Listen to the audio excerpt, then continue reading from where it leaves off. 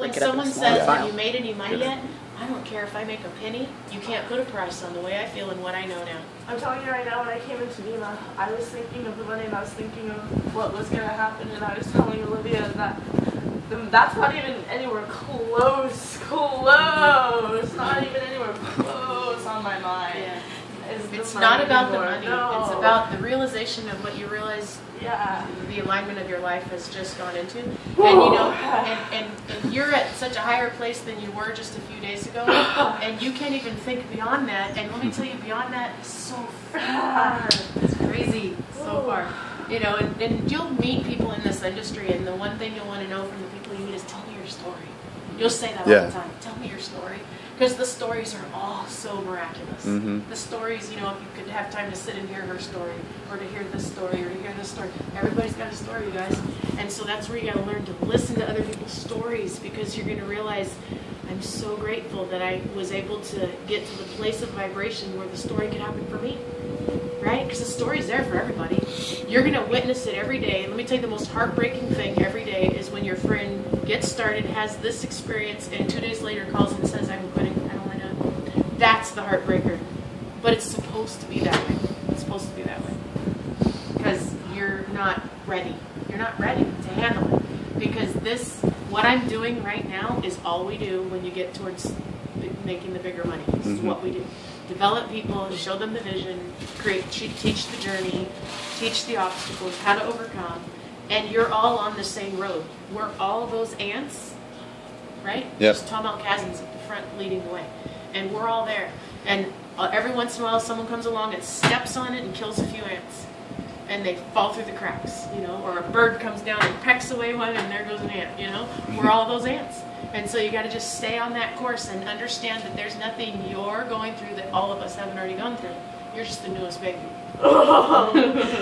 Ooh, wow. Yeah, it's pretty cool.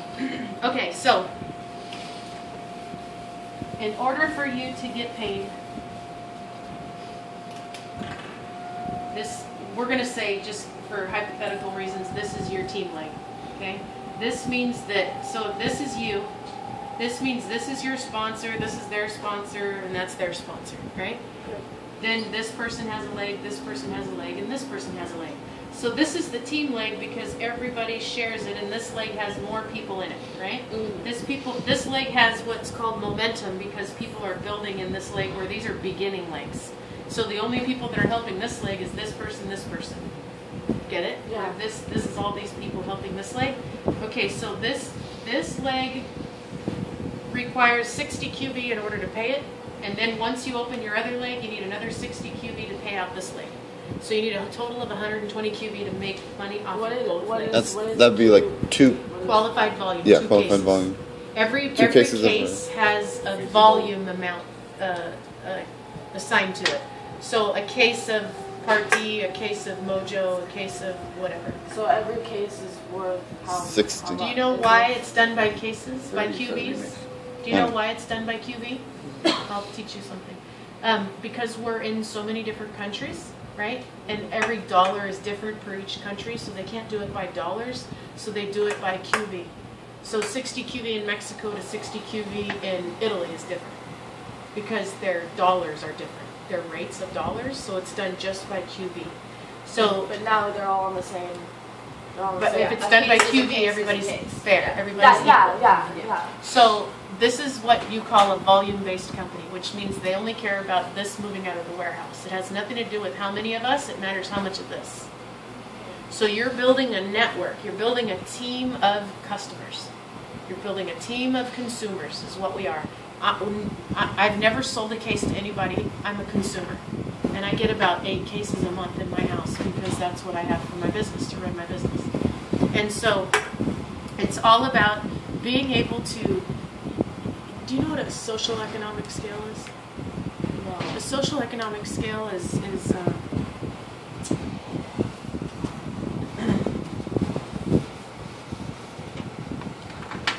so if you were to have a scale to grade, just real quickly. Hey babe, can I ask you a favor? Will you watch my phone for people calling for, they want to get here and they're Okay, so 0 is people that live under the bridge. They're broke as a joke. 10 is like Tom Alcazan and Brad Alcazan, the richest people in the world, right? And 5 is people in the middle. So people that have ever owned a business, okay, those people get to start at 5, because if you've ever owned a business or currently have a business, you've already exposed that you have a business mindset, right? These people don't have a business mindset, they wouldn't be there, okay? So people that live under the bridge, who do they hang out with? Under the bridge. Who do they hang out with? Yeah, who's their friends? More people that are People under the working bridge. jobs. Get it? Yeah. Who do these people hang out with? People that are at 10. Okay, so who do 2s and 3s hang out with? 2s and 3s. Okay, so you are the same as your 5 closest friends. That's why you guys are friends. Oh. And she has a video, there's a file in 6 figures where Yeah. she goes into mega in-depth. So people hang out with who they are. And what I could guarantee you is that I don't know you, so I can't tell you if I know this or not, but chances are if you guys have common threads. If one of you is a pothead, you're all potheads. If one of you is a video gamer, you're all video gamers. Do you get it? Yeah. Okay, so we all do and hang out with people that are like-minded. Our bank account balance is a direct reflection of our mindset and who we hang out with. Okay? Because you can't make more money than the person that you hang out with that makes more money than you. So if he makes $5 more than you, that's where you're at. Get it? Okay? Yeah. So, when I got started in this industry, I was $1.6 million in debt, as you'll hear David Rosenbaum always joke. $1.6 million in debt. $20,000 over John in my payroll account. And $1.6 million in debt, losing everything I had worked my entire life to create. And just a few years earlier, I was doing $3 million a year, living debt-free. Wow. Yeah. That's a pretty big down for such a big up. But that's what happened to me. Yeah. Okay, so when I got started, I was a 5 because I was at the brokest of my broke. Right? Okay, but previously, when I was doing $3 million a year, I was an 8.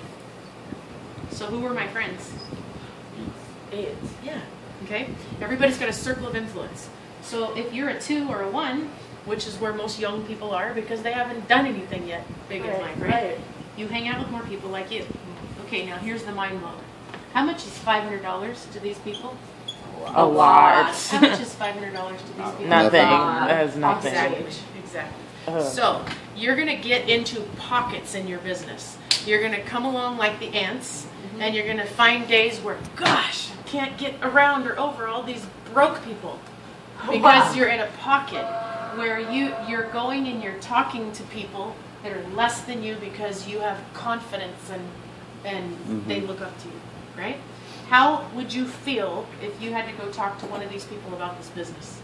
You'd puke. Yeah. You'd throw up, be shaky. You'd find every excuse to not go do it. I'd probably screw it up. Yeah. But how do you think they would feel to talk to you? Oh, confident. Awesome. It's all mindset. Who says? Yep, it's all Who mine. says that you're not better than them? Mm-hmm. And who says that you don't have a gift that can change their life? Mm-hmm. You.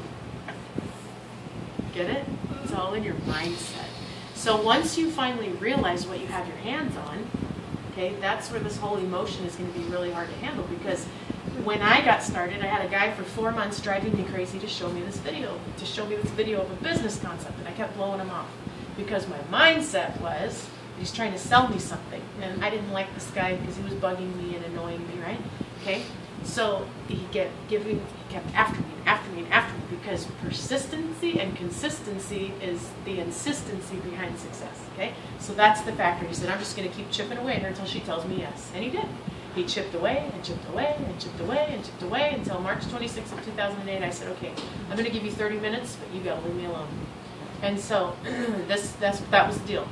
Crossed arms, watching a video that I didn't want to watch, didn't make a whole lot of sense to me.